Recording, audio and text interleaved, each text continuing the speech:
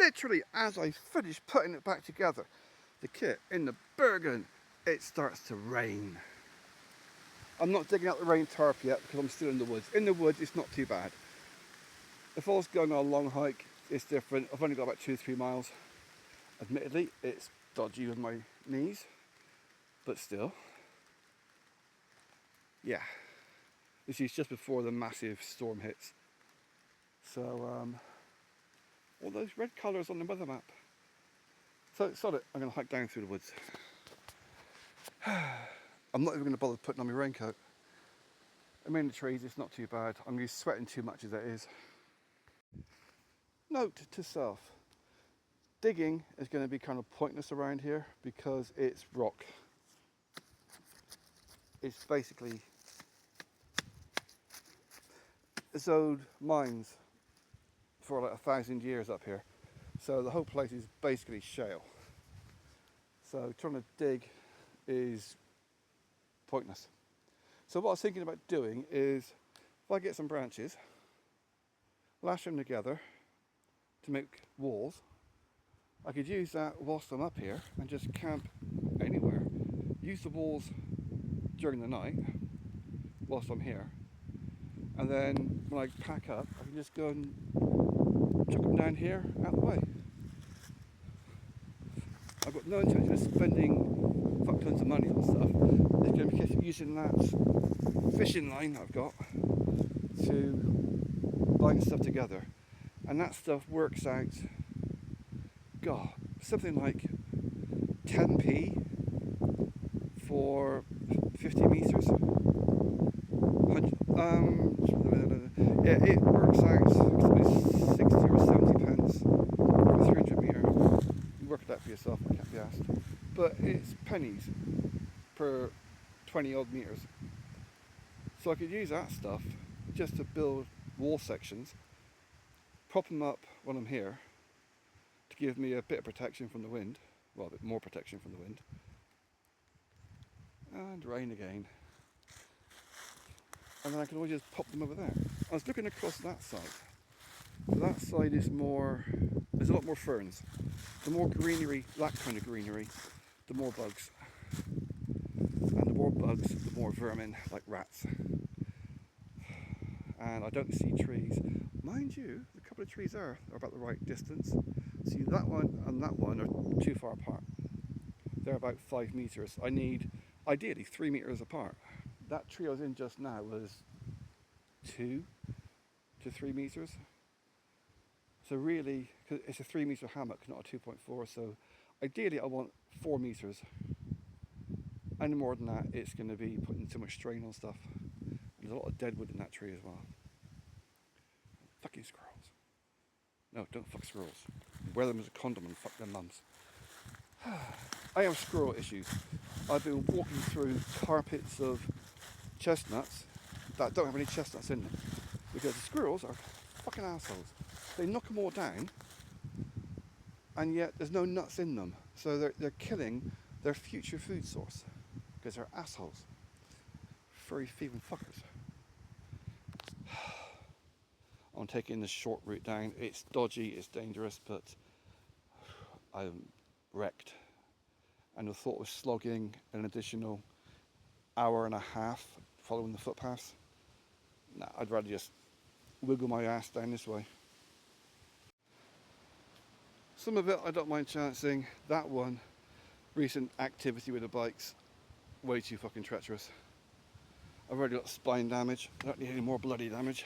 That's the issue, when you slip. See, my spinal damage, the original spinal damage, came from a really, really heroic, war-torn region of a footpath. Basically, I was outside one time in a pair of slippers, floor was wet, slipped on the footpath, which is basically concrete blocks, and I just slipped. That's all it was. My spine twisted at a wrong angle, and I was crippled for 6 months. Didn't go to the doctor, of course, just it was a different country, no fucking chance of that. So, yeah, which means my back can go at any fucking time. And sometimes I don't mind chancing it, you know. Stabby stick, step, step, step. Stabby stick, step, step, step. But not when it's that freshly churned up. That's way too dodgy. I'll take the extra hour going down here. The weird thing is, it's windy, it's howling, it's raining, and I'm not cold. I'm sweltering a little bit.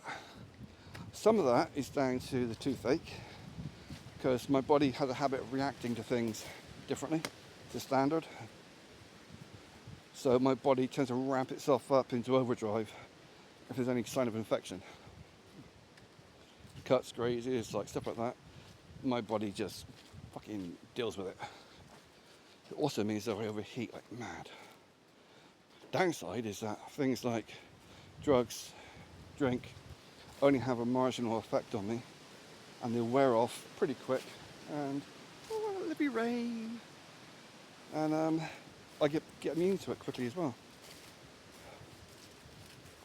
I mean, it's generally 50 to 100%. I've got to double. That's how much I've got to increase the dose each time I use something. So I don't do drugs. Can't fucking afford it. I mean, drink's not too bad because I don't drink to get drunk. It's just, take the edge off the pain.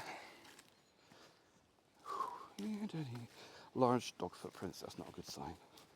I've got another dog training device on order. The last one was shit, didn't work. I tried it on some of the neighbours' dogs, made no fucking difference. And that's the last time I was out, the fucking lesbians, they train their dogs to attack men and boys. I've never done it before. Uh-huh. So I thought I'd try another one. They're all about the same price, 6-7 quid. So when I get that, I'll give it a go. But the only thing that actually reacted to it, the last one, was a rat. And it just kind of looked at me and said, "What the fuck do you think you're doing?" And just carried on munching on the ground. The rats have got a lot more sensitive hearing than a dog. Oh. I redid the Bergen as well. That the polyplastic bag was banging off my ass and swinging all over the place. So yeah, if I was on a straight run, it'd be all right. But as I'm going, this is like all at weird angles. That means it actually twists you around because it's not banging straight on you; it's banging to the side. Kinky, kinky. It's a shame I can't camp out somewhere like this, but it's too many. You only need one dog walker who's a prick, which is most dog walkers, to be honest. Oh, they've never done it before. Oh, fuck off. And to get the dog to go and attack you whilst you're in the woods. One hyperactive, over-enthusiastic puppy, bang goes your fucking hammock. Oh well, fuck it, keep going. Somewhere, lost jacket coming down. I ditched the Bergen in a hedge and forgot that I got injuries and asthma. Double timed it up, made it about 50 yards, collapsed, asthma attack. Made it a bit further. It could have blown anywhere. And now it's a case of, do I risk losing the Bergen that I ditched down here, or the chance that I might find be waterproof? Ah, there's a Bergen. Yay. Whew, shit. Whew. Wet on the inside from sweat, and now a bit on the outside from rain. Positives. Bergen. Cows came to look for it. That's all cows. I mean, I may have actually stashed it in the Bergen, but I don't think so. And it could be anywhere the past 2 miles, and it's all steep, fucking, really, really fucking steep. Come on, get the fuck off my hand. Oh, shit. And there's no way, yeah, there's not much I can do about changing my kit. Right, I'll wait till I get down around the corner and I'll get to get the tarp.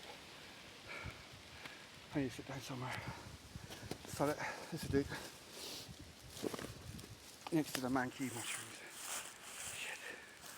Oh, fuck.